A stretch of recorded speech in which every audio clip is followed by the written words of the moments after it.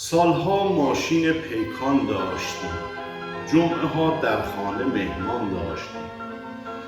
قرمه سبزی بود روزانه ولی کباب و جوجه فراوان داشتیم. تور چین و نروژ و شیلی نبود، ما سفر در سطح ایران داشتیم.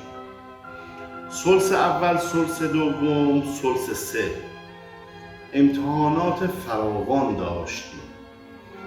داخل حمام ما یک طشت در خیال خود ولی وان داشتیم. پای ما در جمع شلوارک نبود، ما درون خانه شلوار داشتیم. آن زمانها فقر هم بودش ولی عمدتاً در دل خوشیها داشتیم.